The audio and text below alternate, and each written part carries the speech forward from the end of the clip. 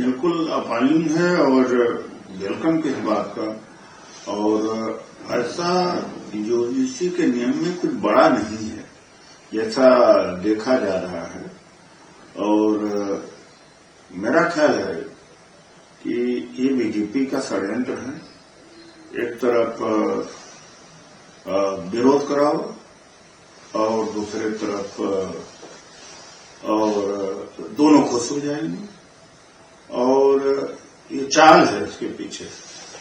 और supreme court ने इस कानून को इतनी जल्दी उसकी हत्या कर दी, या इस नियम को इतनी जल्दी हत्या कर दी, और जबकि दूसरे मामलों में वर्षों चलता है, महीनों चलता है। और दो कारण हैं।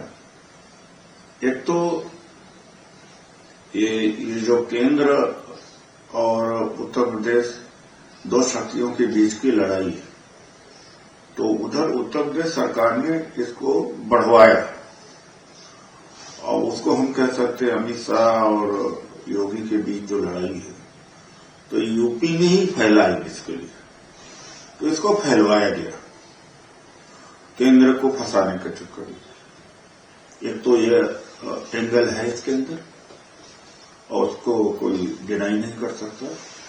दूसरी बात यह है कि जिस तरह से निशिकांत दुबे ने कहा कि सुप्रीम कोर्ट ने वही किया जो हमने कहा, इसका मतलब सुप्रीम कोर्ट के इनके अधीन है, इनको पहले से पता था। तो दोनों को खुश करने का काम, तो मूर्ख बनाने का काम SC ST OBC को किया गया था। हालांकि इसमें बहुत बड़ी प्राप्ति नहीं थी, इस यूजीसी रूल्स में बहुत बड़ी कोई प्राप्ति नहीं थी इसमें। जब सारे टॉप इंस्टीट्यूशंस हैं, यूनिवर्सिटीज हैं, इंस्टीट्यूशंस हैं, उसके हेड ही RSS माइंडेड और अपर कास्ट के हैं, तो एक्शन कौन लेता? कानून तो बहुत सारे हैं।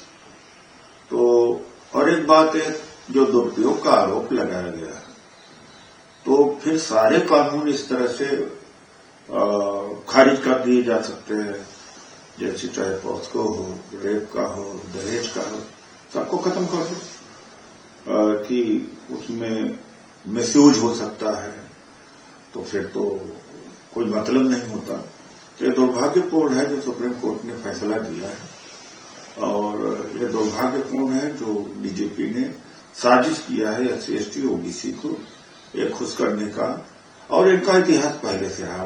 1990 में मंडल का विरोध किया और सरकार गिरा दिया VP सिंह जी। 2006 में विरोध किया जब सेकेंड मंडल आया मनमोहन सिंह जी की सरकार के समय में, श्रीमती सोनिया गांधी जी के नेतृत्व में जो सरकार थी। और ये तो ये जो मनवादी मानसिकता के बीजेपी और RSS हैं, कभी भी एक भी इंच SC ST OBC को, आदिवासी को कुछ देना नहीं चाहते।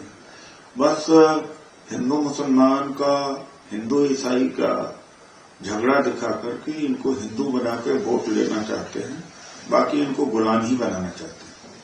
सर, इकोनॉमिक सर्वे कल जो पेश किया गया, प्रधानमंत्री ने कहा कि ये रिफ्लेक्ट करता है स्टडी प्रोग्रेस, जो चैलेंजिंग ग्लोबल एनवायरनमेंट है उसके अंदर भी, और कई तमाम आंकड़े दिए जा रहे हैं कि 6.8 से 7.2% GDP ग्रोथ है। ये तो C ग्रेड का डाटा है, वो तो IMF ने भी कहा है। दूसरी बात है कि जो डॉलर के मुकाबले में रुपया जो गिरता चला जा रहा है, इन्फ्लेशन इतना है, किस तरह से हमारा ग्रोथ है। और दूसरी सबसे बड़ी बात है, जब GDP बढ़ती है तो एम्प्लॉयमेंट बढ़ता है, एम्प्लॉयमेंट तो घटा, और FDI आना बंद कर दिया, इन्वेस्टमेंट बंद कर दिया, तो कहां से ग्रोथ हो गया। और रुपया बड़ी जल्दी से डिप्रिसिएट हो रहा है, तो कहां से ग्रोथ हो गया इकोनॉमी का।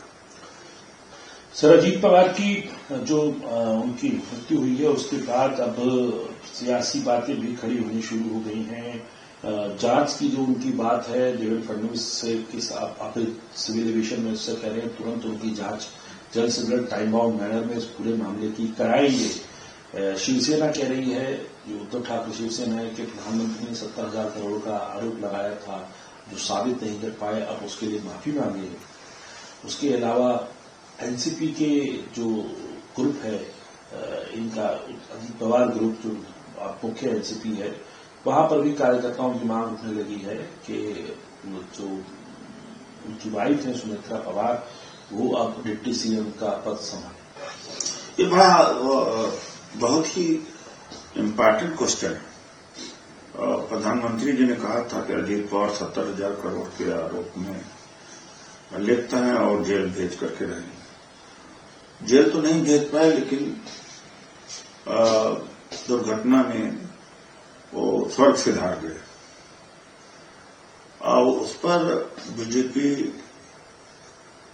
या प्रधानमंत्री कुछ कहें कि अभी वो जांच चालू रहेगी कि जो बोला था उन्होंने कि गलत बोला था।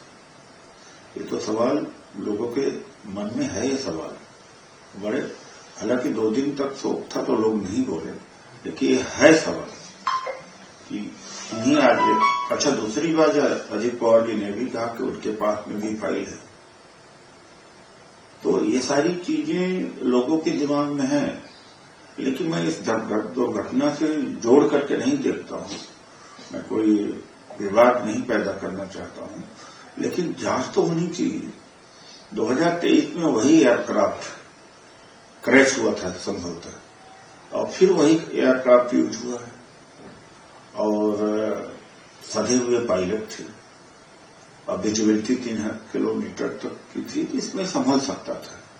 तो जांच तो ऐसी घटना का होता है, पूरी दुनिया में होता है, इसकी कोई बात नहीं है।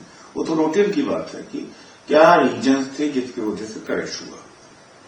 सर, इसके अलावा कैसे देखते हैं आप पश्चिम बंगाल के अंदर जो है, जो वेयर हाउस के अंदर आग की घटना हुई थी, उसमें 21 लोगों की जान गई और कई लोग अभी तक मिसिंग हैं।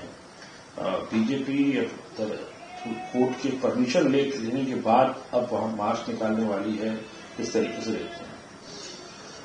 अब जांच तो होनी चाहिए। चाहे ये स्वाभाविक था कि कराया गया कि इसके पीछे कोई साजिश है, जब तक इसका खुलासा नहीं होता तब तक बड़ा मुश्किल है कहना और किसी निष्कर्ष पर पहुंचना।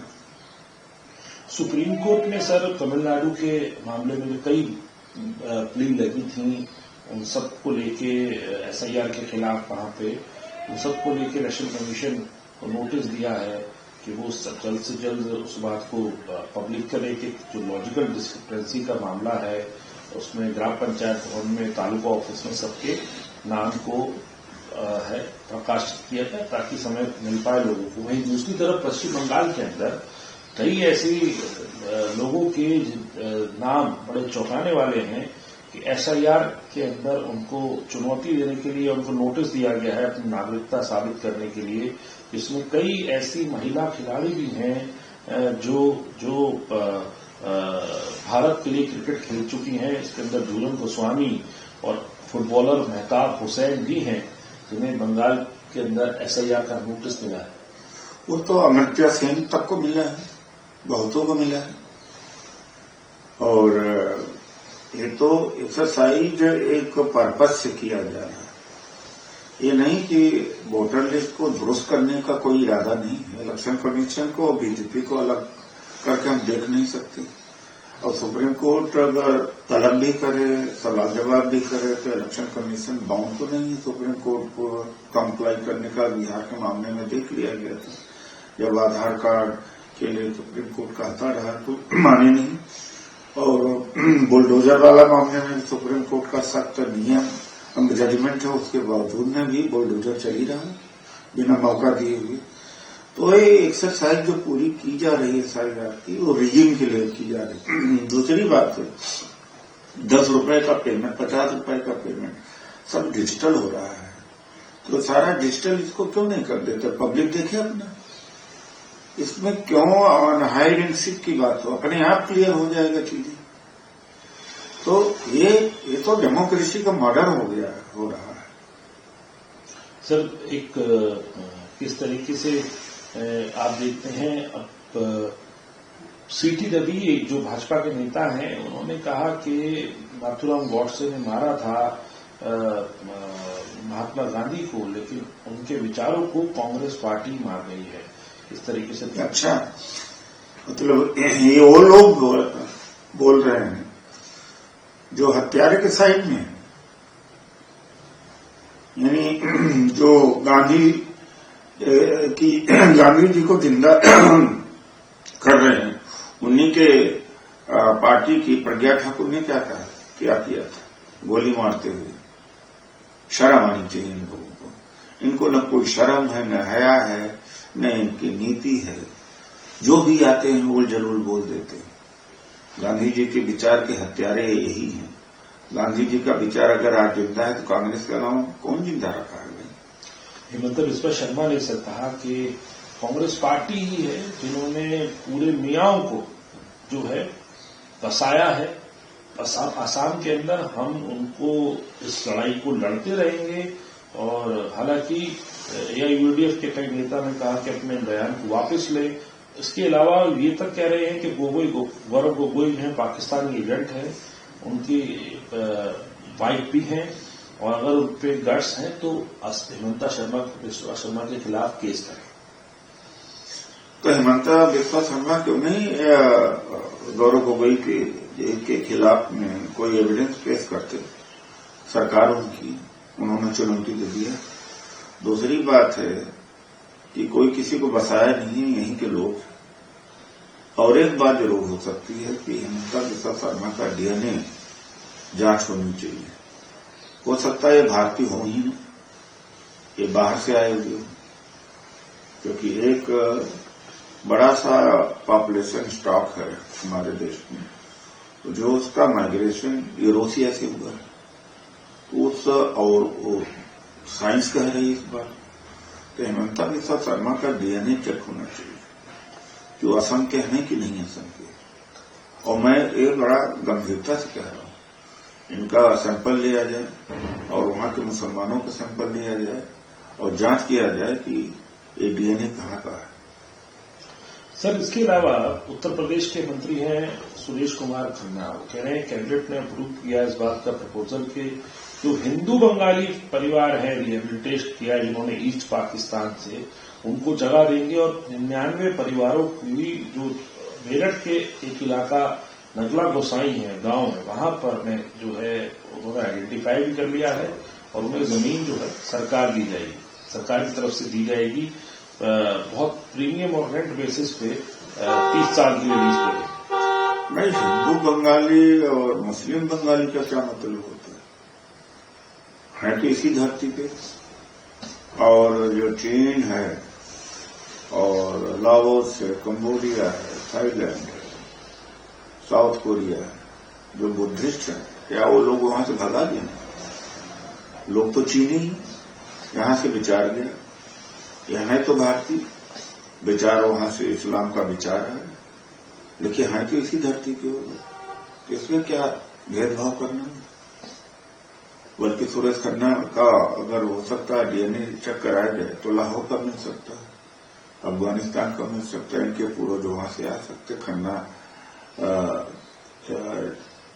टाइटल से भी पता लग रहा है। सर, इसके अलावा आखिरी 2 सवाल पहले आपसे ये पूछना चाहूंगा, दिल्ली के अंदर घटना सामने आई जब दिल्ली पुलिस की एक कमांडो जो है, जो गर्भवती भी थी, उसके पति ने ही उसको चंपल से पीट कर मार दिया और कहा जा रहा है पुलिस के लिए हत्या। बड़ा दुर्भाग्य है, बड़ा लालची समाज है। विश्वगुरु वसुधैव कुटुंबकम की बात करते हैं, अब तो कम हो रही है, पहले कितना जला दिए जाते हैं, लेकिन इतना लोग ही लालची है कि 100% मामलों में, विवाह के मामलों में कोई लालच से बचा नहीं है। ये चाहिए, वो चाहिए, वो चाहिए, और आश्चर्य होता है, मानवता ही नहीं। वो कहते हैं हम विश्वगुरु हैं और हम तो भौतिकवादी नहीं हैं, हम तो स्पिरिचुअलिटी वाले लोग हैं, मोहमाया से दूर वाले लोग। लेकिन मोहमाया का सबसे ज्यादा ग्रसित यही के लोग, और दुनिया के किसी और देश में दहेज के कारण अपनी पत्नियों को नहीं मारा जाता, यही मारा जाता। सर आखिरी सवाल पूछूंगा आपसे। शशि थरूर जो है उन्होंने मुलाकात करी कांग्रेस अध्यक्ष मल्लिकार्जुन खड़गे और नेता विपक्ष लोकसभा राहुल गांधी से, और उसके बाद कहा कि बड़ी दिनों से ये मुलाकात पेंडिंग थी, मुलाकात हुई है, खुश है, वो सेटिस्फाइड है और पॉजिटिव वे में आगे बढ़ेंगे, इस तरह की चीज। चलिए मैटर एंड्स, जब वो सेटिस्फाइड हैं, खुश हैं, बड़ी अच्छी बात है।